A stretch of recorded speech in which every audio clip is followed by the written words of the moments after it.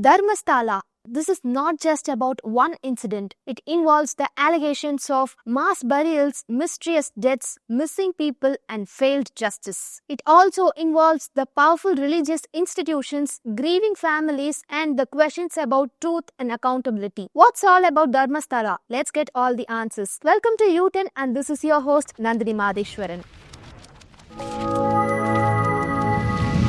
Dharmasthala, a place in Karnataka which has many famous and historical temples in the country. Of that, Manjunatha temple, which is about 800 years old, is now revolving around mysteries, where this story could be the theme for many thriller and crime series or movies. On July 11, the ex-sanitation worker of the Manjunatha temple came forward with shocking claims. He said that he was forced to bury more than 100 dead bodies over the period of 1995 to 2014. He was forced to bury the bodies around Dharmasthala and the bank of Netravati river. According to him, many of the bodies were of women, minors, school-going children, poor people, and some even showed the signs of sexual violence. He also said that he was threatened and told to stay silent or else he and his family members would be killed. On the day of allegation, he bought a bag which contained some of the skeletal remains of the body which was exhumed from Dharmasthala temple. He said that this body remains belonged to a woman who was sexually assaulted and harassed. After these allegations, the Karnataka government set up this special investigation team, that is SIT. The SIT started digging up spots which was shown by the whistleblower. He spotted out 13 spots, and out of 13 spots, 9 had nothing. Only the side 6 had a partial skeletal remains and another had some bones and skulls. But initially he listed only 11 sites, and later on he added another 2 sites which made the police suspicious. At the same time, the National Human Rights Commission (NHRC) stepped in, began its own probe. As the story spread,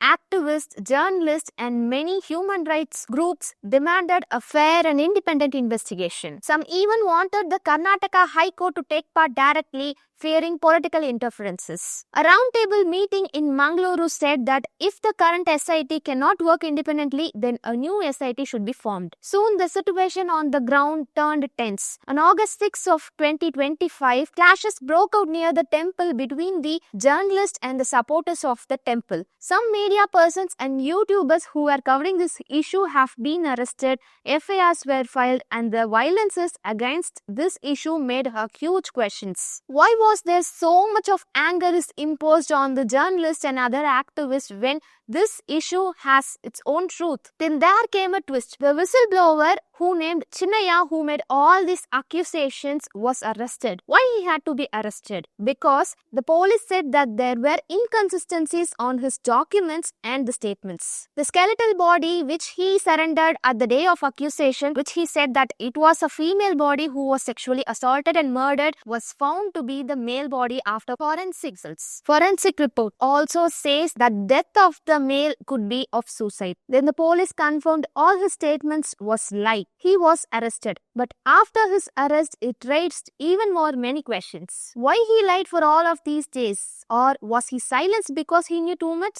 On the other hand, 2 cases were seriously related to this mass burial. One is Sowjanya case. Sowjanya, a 17-year-old student from the SDM College of Ujiri near Dharmasthala. One evening, she didn't return home. On the other day, she found dead in the woods near a stream tied to a tree. She was brutally raped and murdered. This case shocked the entire state. People demanded justice. The police arrested a man named Santosh Rao. The case was first handed over by the CID and later to CBI. But what happened next shows our justice system often fails the weak. Important forensic evidence was delayed, CCTV footage from that particular area was not covered, and the key witnesses are ignored. Finally, in 2023, after more than 1 decade of a trial, Santosh Rao was acquitted by the court, saying that there was not enough proofs. For Sowjanya's family, this was heartbreaking. Her mother believed that powerful people were protected and the truth was buried. Now, with the SIT reopening Dharmasthala case, she, the mother of Sowjanya, requested them to reopen and reinvestigate Sowjanya's case. The other case is Ananya Bhatt's case. In July 2025, a woman named Sujata Bhatt came forward claiming that her daughter Ananya Bhatt was missing since 2003. She was a medical student and she was missing after the visit of Dharmasthala temple. This story created a storm. Many people think that Ananya Bhatt could be one of the victims who was buried secretly in Dharmasthala. But soon, the truth came and it shocked everyone.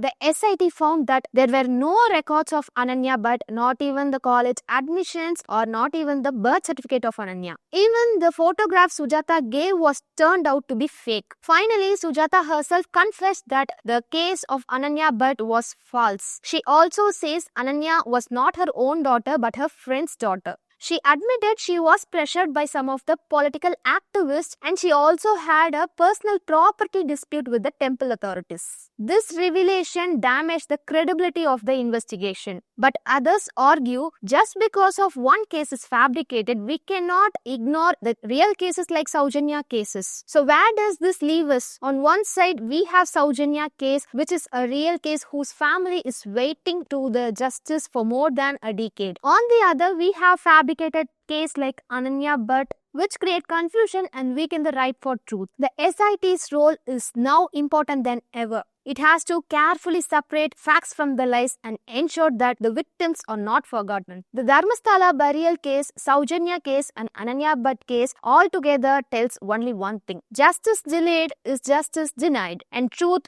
no matter how deeply they are digged in, but one day it will come to light. The question is, will this SIT finally recover the truth, or this too will be faded as many of the cases in the country? Only time will tell. Thanks for watching and see you in the next video.